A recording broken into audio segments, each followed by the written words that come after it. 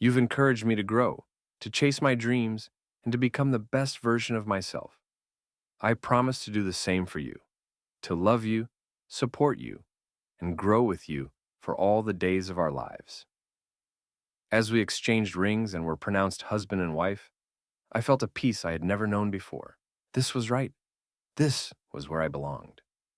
The reception was full of joy, laughter, and love. As Leo and I danced our first dance, I noticed my parents beaming with happiness and tears in their eyes. Later, as we cut the cake, I looked around at our guests, my friends, my family, and our new friends from New York, all the people who had supported us through our journey. Hey, I'm Emma Chin, and I've got quite a tale to tell you. It's a story about love, betrayal, and self-discovery, the kind of story you'd expect, but trust me, this one is anything but typical. So, there I was, all set to marry the man I thought was the love of my life, Jack Thompson. He was tall, handsome, successful, everything a woman could want. We'd been together for 3 years, and I believed I knew him inside and out. The wedding was just a day away, and I was at the venue for the final rehearsal. Everything was perfect. The flowers, the decorations, the cake. I felt like the luckiest girl alive. And then it happened. I went to the changing room to try on my veil one last time, and that's when I heard it, a soft giggle from behind a rack of groomsmen's suits.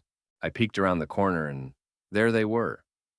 Jack and Olivia, my fiancé and my best friend, kissing as if their lives depended on it. It felt like I'd been hit in the stomach. In that instant, my world shattered. But you know what's strange? I didn't scream. I didn't cry. I just stood there, frozen. They didn't notice me. I quietly stepped back, my mind racing with questions. Should I call off the wedding? Confront them? Pretend I hadn't seen anything? I don't know how, but I somehow made it through the rest of the rehearsal, smiling and laughing, playing the part of the happy bride-to-be. Inside, though, I was dying. That night, I couldn't sleep. I kept replaying the moment in my mind over and over. How could they do this to me? Jack, the man I had trusted with my heart.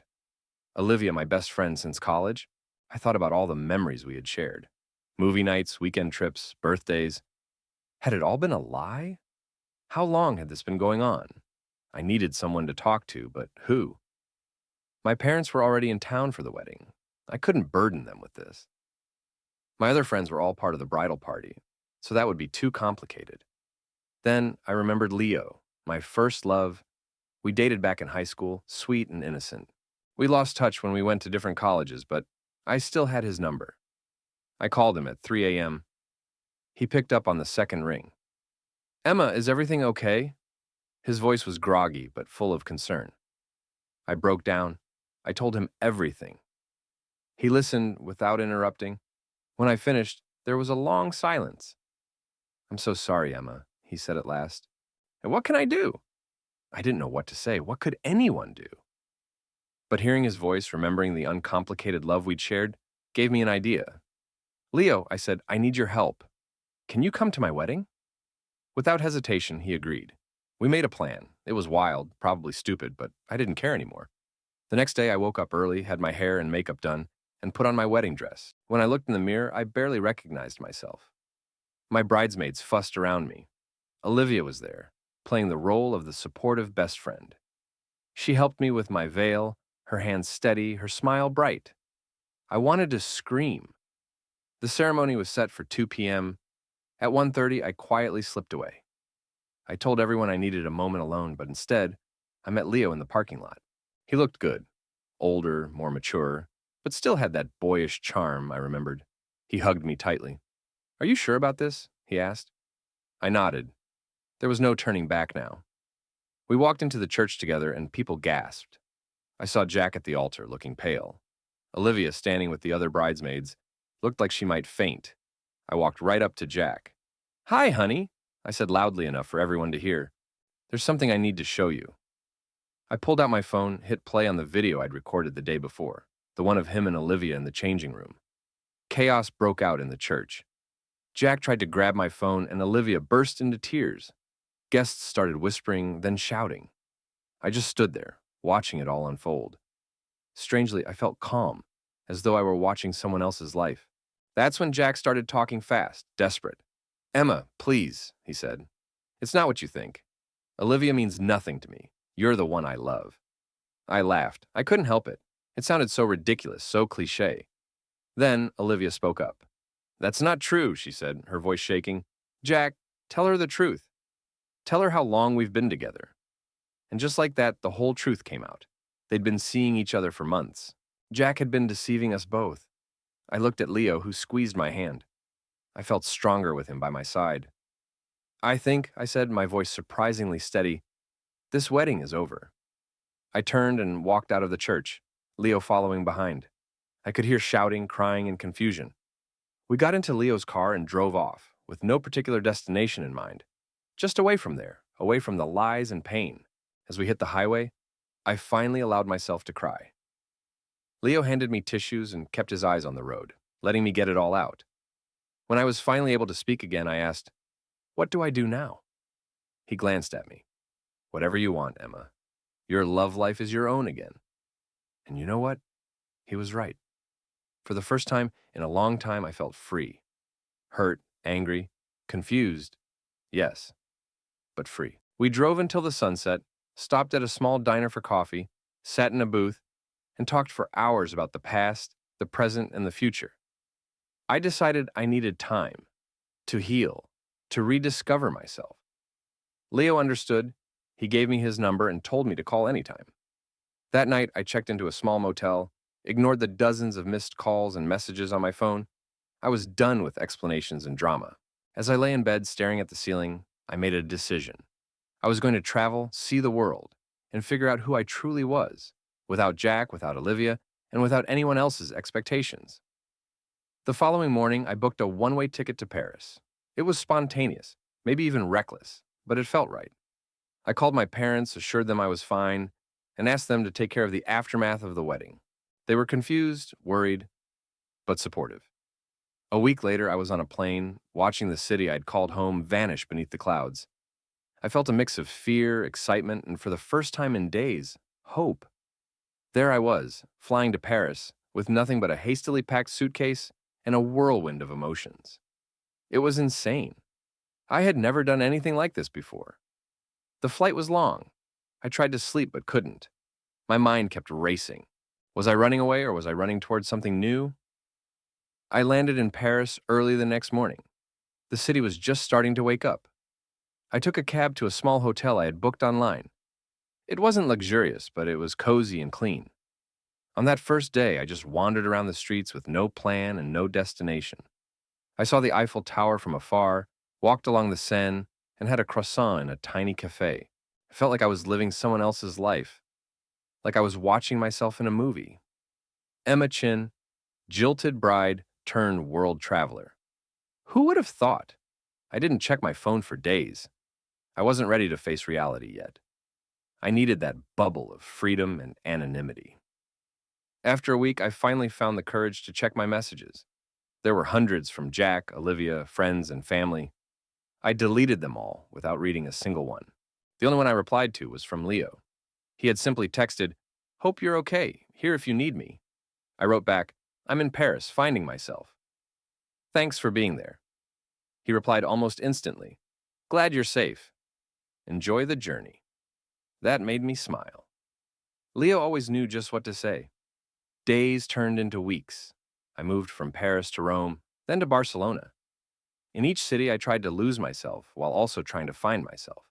I visited museums, tasted local food, and spoke to strangers in broken phrases from my travel guide. It was exhilarating, but also terrifying. Sometimes, late at night, the pain would hit me again. The betrayal, the humiliation. I would cry into my pillow in some anonymous hotel room. But every morning, I woke up feeling a little stronger, a little more myself. I started a travel blog.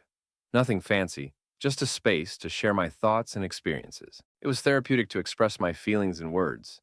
To my surprise, people started reading it. Strangers from around the world left comments, sharing their own stories of heartbreak and healing. One day, in a small town in Italy, I bumped into a couple from my hometown. They recognized me from the wedding fiasco. News had spread. I braced myself for judgment or pity, but instead, they hugged me and said they admired my courage. It was completely unexpected and touching. That night, I wrote a long post on my blog about forgiveness. Not just forgiving Jack and Olivia, but forgiving myself for being blind, for almost settling for less than I deserved. The post went viral. Suddenly, my little travel blog was getting thousands of hits every day. People reached out, sharing their stories, thanking me for giving them hope. It was overwhelming.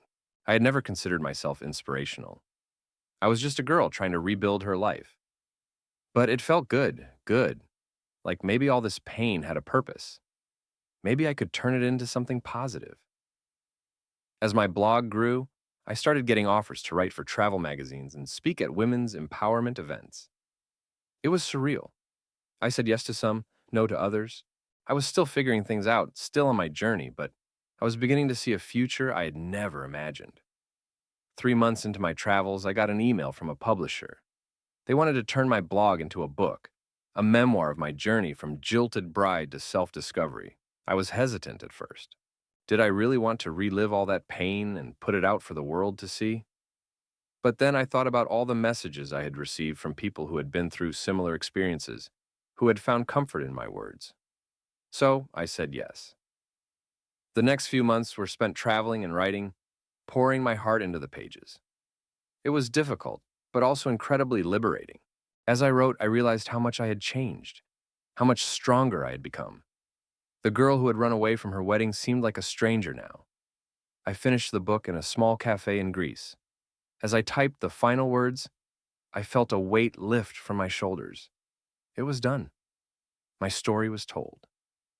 That night, I called Leo. We had stayed in touch on and off throughout my travels. He had become a source of support, a link to home without all the painful memories. I told him I had finished the book. "Congratulations," he said, and I could hear the smile in his voice. "How does it feel?" he asked. "Scary," I admitted, "but good. Really good." We talked for hours about the book, about my travels, about life back home. It felt easy, comfortable, like no time had passed at all. As we were saying goodbye, Leo hesitated, then said, "Emma, I'm coming to Europe next month for work. Maybe we could meet up." My heart skipped a beat. I surprised myself by saying yes, without hesitation. We agreed to meet in London. It would be my last stop before heading home. A full circle moment. The weeks leading up to our meeting flew by. I was nervous, excited. I had changed so much, had he? Would we still connect like we used to? The day arrived, and I waited for him at a cafe near Big Ben. My palms were sweaty. I felt like a teenager again. Then I saw him walking toward me, that familiar smile on his face. My nerves melted away. We hugged, and it felt right, like coming home after a long journey. We spent the day exploring London, talking, laughing, and sharing stories. It was easy and comfortable, but there was something else, something more. A spark I hadn't felt in a long time. As the sun began to set, we found ourselves on the London Eye, looking out over the city. I felt a sense of peace wash over me. Leo took my hand. "I'm proud of you, Emma," he said, "for everything you've accomplished, for the person you've become." I looked at him, at the boy I had loved as a girl. Now a man who had been there for me when I needed it the most, and I realized something. My journey wasn't over. It was just beginning, and maybe, just maybe, Leo was meant to be a part of it. We kissed as the wheel reached its peak. It wasn't fireworks or intense passion, but something gentle, sweet, full of promise. As we pulled away, Leo smiled and asked, "So, what's next?" For the first time in a long time, I laughed. I was actually excited about that question. "I don't know," I said honestly, "but I can't wait to find out." We walked hand in hand into the London night, my past behind me, my future uncertain but full of possibilities. And for now, that was enough. There I was, back in London with Leo. It felt like the start of something new, but I knew I couldn't rush into anything. I had learned that lesson the hard way. We spent a week together in London, and it was magical. We visited museums, had picnics in Hyde Park, rode the tube like locals. We talked for hours about everything and nothing. Leo was different from how I remembered him, more mature, more confident, but still with that kindness that had drawn me to him all those years ago. One evening, over dinner at a cozy Italian restaurant, Leo asked me about my future plans. Are you going back home? He asked. I hesitated. Home felt like such a loaded word now. I don't know, I admitted. I'm not sure I'm ready. Leo nodded, understanding. You know, he said, you don't have to decide right away. The world is a big place. That got me thinking. Maybe I wasn't done traveling yet. Maybe there was more for me to discover. The next day, I received an email from my publisher. They wanted me to go on a book tour. Europe, Asia, Australia. A 6-month journey. I showed Leo the email, and he read it, then looked at me and smiled. Sounds like an adventure, he said. I bit my lip. Would you want to come with me? The words came out before I could stop them. Leo's eyes widened, and then he grinned. I thought you'd never ask. Just like that, we had a plan. Leo arranged to work remotely, and I contacted my publisher to finalize the details. We left London 2 weeks later with Berlin as our first stop. The book tour was intense, interviews, signings, speaking events, but having Leo there made it all easier. He was my rock, my support system. He'd sit at the back during my talks, giving me a thumbs up whenever I needed encouragement.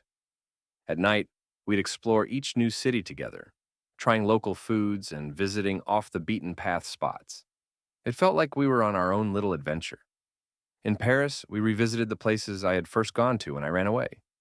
It felt strange to see them again, with new eyes, with Leo by my side. I was so lost when I came here, I told him as we stood beneath the Eiffel Tower. He squeezed my hand.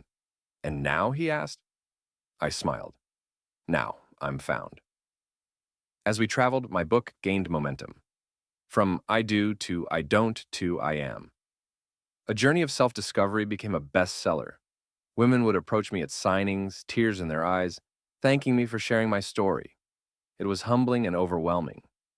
In Tokyo, a young girl asked me to sign her book. You saved my life, she whispered. I hugged her, fighting back my own tears. Leo was there through it all, celebrating my successes and comforting me during the lows.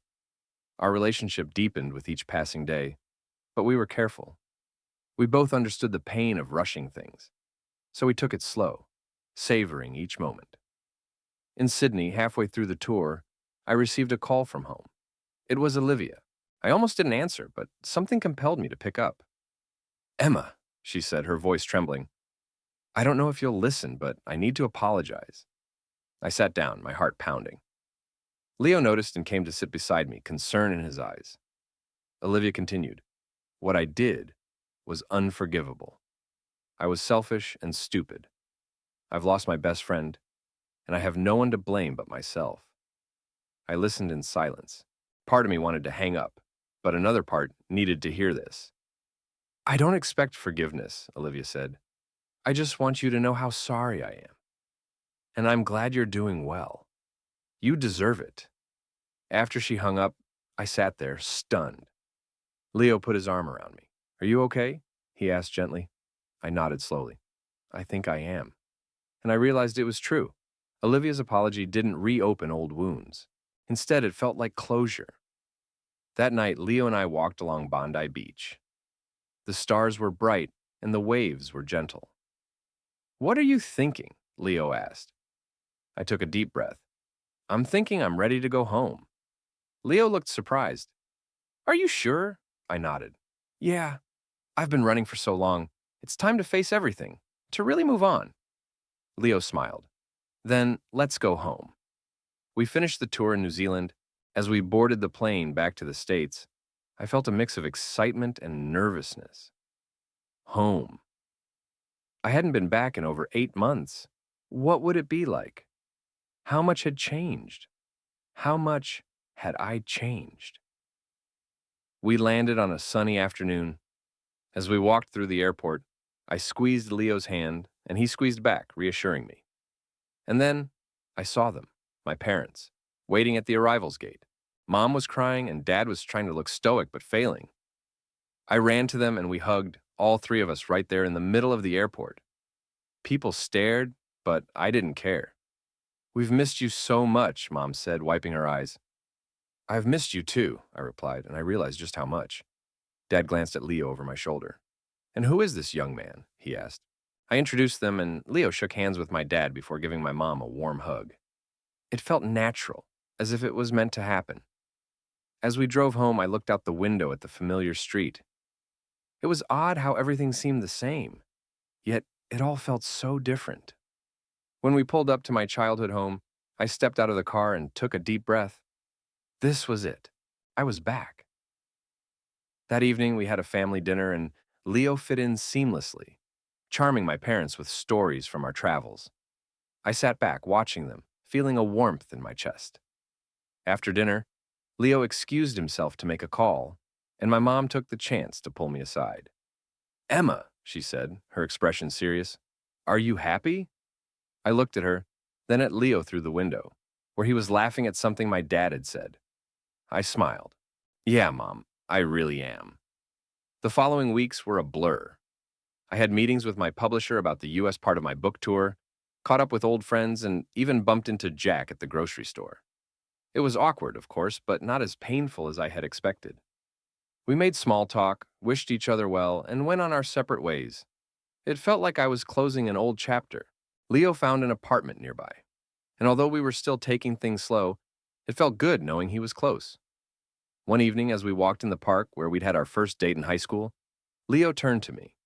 "Emma," he said, his voice serious, "I need to ask you something." My heart skipped a beat.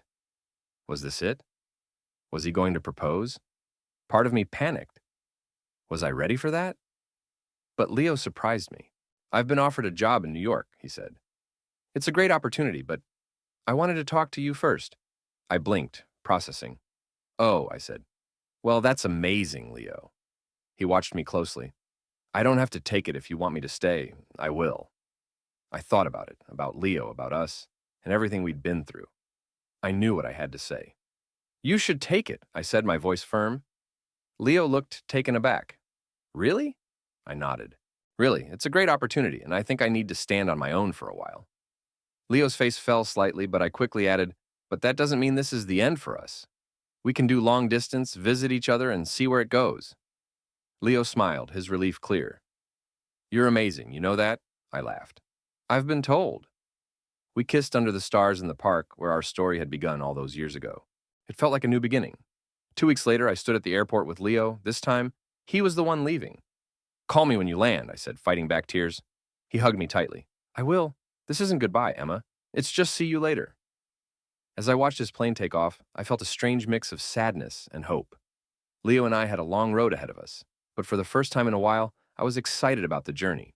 I walked out of the airport into the bright sunshine, ready to promote my book, rebuild my life, and navigate a long-distance relationship. Back home, starting a new chapter of my life felt strange at first. It was the same town where everything had fallen apart, but I was determined to make it work. The first few weeks after Leo left for New York were tough. We talked every day, video chatted when we could, but it wasn't the same as having him here. I threw myself into work. The US leg of my book tour was about to start, and there was much to prepare for. My first stop was in Chicago. I was nervous. It was one thing to speak to strangers in other countries, but here, where people might know about my wedding disaster, that was scary. But you know what? It went great. The room was packed. People laughed at my jokes, cried at the sad parts, and gave me a standing ovation at the end. After the talk, a woman approached me. She was about my age and was clutching my book to her chest. "Thank you," she said, her eyes watery. "I went through something similar. Your book gave me hope." I hugged her, fighting back my own tears. That's when I realized my pain had a purpose. It was helping others heal. The tour took me all over the country: New York, LA, Miami, Seattle. In each city, I met amazing people with their own stories of heartbreak and resilience. And in New York, of course, I saw Leo. He met me at my hotel, flowers in hand.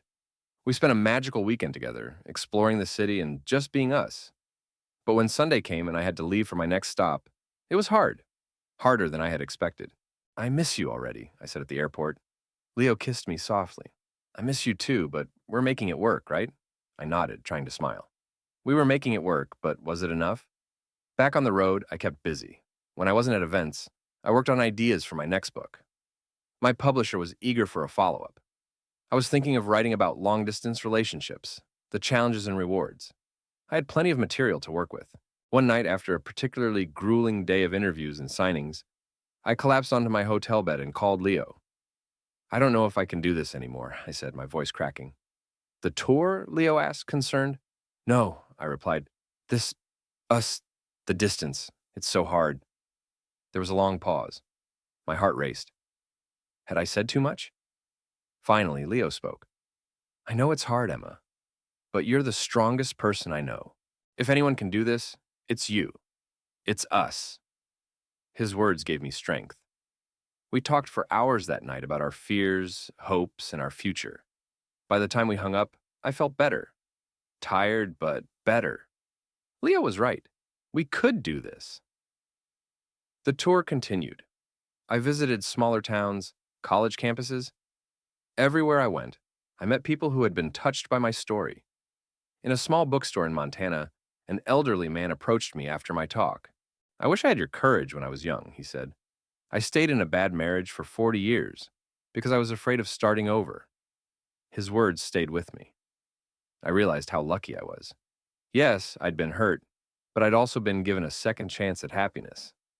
As the tour wound down, I began thinking about what was next. I had been living out of a suitcase for so long, I craved stability. But the idea of going back to my hometown full-time didn't feel right either. Too many memories, too much history. One night, I called Leo to discuss everything. What if, he began slowly, you moved to New York? My heart skipped a beat. You mean to be with you? I asked. Well, yes, Leo replied, but also for you. There are so many opportunities here for writers, and I miss you, Emma, so much. I didn't respond right away. Moving to a new city and starting over was a huge decision. Was I ready? You don't have to decide right now, Leo quickly added. Just think about it. I promised I would, and I did. Over the next few weeks, it consumed my thoughts.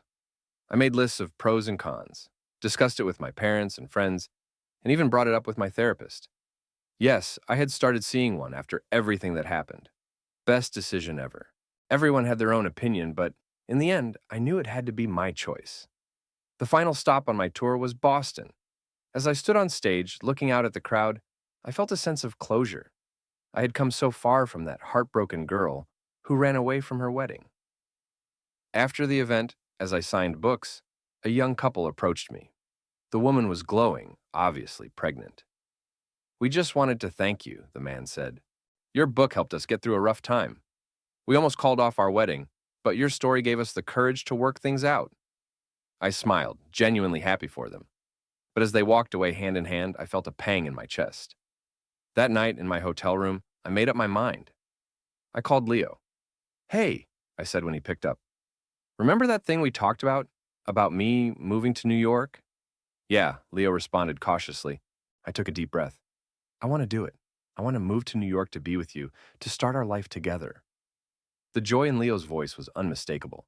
We spent hours on the phone, making plans and dreaming about our future. The next morning, I woke up feeling lighter than I had in months. I had a plan, a future to look forward to. I flew back home and told my parents. They were supportive, though a little sad. We always knew you were meant for big things, Mom said, giving me a tight hug. In the following weeks, I packed up my life. It felt strange going through my things, deciding what to keep and what to let go. I found the wedding dress I'd never worn, still in its garment bag at the back of my closet. For a moment, I was tempted to try it on, but instead, I donated it to a charity shop. Someone else could make happy memories in it. The moving day arrived sooner than expected. Leo flew in to help me drive the moving truck to New York. As we loaded the last box, I took a final look around my childhood home. So many memories, both good and bad. But it was time for new ones.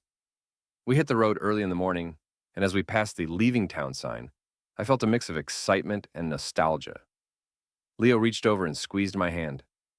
Ready for our next adventure? He asked. I smiled, feeling truly happy for the first time in a long time. More than ready, I replied. As we drove toward New York and toward our future, I thought about everything that had led me to this moment. The heartbreak, the journey, and the healing. I wasn't the same Emma who had almost walked down the aisle with the wrong man. I was stronger now, wiser, and most importantly, I knew who I was and what I wanted. The road ahead was full of possibilities. I didn't know exactly what the future would bring, but I was excited to find out. The drive to New York was long, but it flew by. Leo and I talked, laughed, and sang along to a cheesy road trip playlist. It felt right, like we were exactly where we were supposed to be. We arrived in New York late in the evening. The city lights sparkled, welcoming us. Leo's apartment, our apartment now, was small but cozy. We ordered pizza and ate it sitting on boxes, too tired to unpack. The next few weeks were a whirlwind. Unpacking, settling in, getting to know the neighborhood. I loved the energy of the city and the constant buzz of activity. I started working on my new book, using a small desk by the window. The view of the busy street below was inspiring. Leo would come home from work, kiss me on the cheek, and ask how the writing was going. It wasn't always easy. We had our arguments and moments of doubt. Living together was different from being in a long-distance relationship. We had to adjust to each other's habits, quirks, and pet peeves. But we worked through it. We communicated, compromised, and remembered why we chose each other. Then, about 3 months after the move, I received an email that changed everything. It was from a major women's magazine. They wanted me to write a regular column about relationships and self-discovery. I was ecstatic. It was a huge opportunity. But it also meant more work and more pressure. Leo was as supportive as ever. "You've got this," he said, hugging me tightly. "I believe in you." So, I took the job. Between the column and my book, I was busier than ever, but I loved every minute of it. As the months passed, New York began to feel like home. Leo and I fell into a comfortable routine. Weekend brunches at our favorite cafe, evening walks in Central Park, lazy Sundays spent reading on the couch. Then, almost a year after we moved, something unexpected happened. I ran into Jack while he was in New York for work. We literally bumped into each other at a coffee shop, and for a brief moment, we just stared, stunned.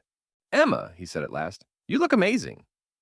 I smiled, surprised that seeing him no longer caused any pain. "Thanks, Jack. How have you been?" We ended up talking for about an hour. He was married now to a woman he'd met at his job and seemed genuinely happy. As we parted ways, Jack paused. "Emma, I'm sorry for everything," he said. I nodded. "I know, it's okay. I'm really happy now. I hope you are too." Walking home that day, I felt lighter, as though the last bit of weight I'd been carrying had finally disappeared. That evening, I told Leo about the encounter. He listened intently, holding my hand. "How do you feel?" he asked after I finished. I thought for a moment before answering. "Free," I said. "I feel free." Leo smiled, pulling me close. "I'm glad," he whispered. A few weeks later, on our 1-year anniversary of moving to New York, Leo surprised me with a romantic dinner at home. He cooked all my favorite dishes and filled the room with candles. After we finished eating, we slow danced in our living room. Suddenly, Leo stopped, took a deep breath, and looked nervous. "Emma," he said, his voice trembling slightly, "this past year has been the best of my life. You're my best friend, my partner, my everything." My heart began to race. Was this really happening? Leo got down on one knee and pulled out a small box. "Emma Chen, will you marry me?" For a moment, I couldn't speak. A rush of memories flooded my mind. The pain of my almost wedding, the journey, the healing. But as I looked at Leo, I knew this was different. This was right. "Yes," I said, tears in my eyes. "Yes, I'll marry you." The next few months flew by with excitement and planning, but this time it felt different. We weren't in any rush. We enjoyed every moment of our engagement. I called my parents to share the news, and they were thrilled. "We always liked Leo," my mom said. "He's good for you." As we planned our wedding, I thought about how much I'd changed since the last time. I wasn't trying to create a perfect fairy tale anymore. I just wanted to celebrate our love, surrounded by the people we cared about. We decided on a small ceremony in Central Park with just close family and friends. No extravagance, no show, just us making a commitment to each other. The wedding day arrived, clear and bright. As I prepared, I felt calm and happy, sure of myself. My dad walked me down the aisle, and Leo waited for me under a simple arch of flowers. The moment our eyes met, I knew I was exactly where I was meant to be. We wrote our own vows. Leo's made me laugh and cry. When it was my turn, I took a deep breath and spoke from the heart. "Leo," I said, "you've been there for me through the darkest times of my life.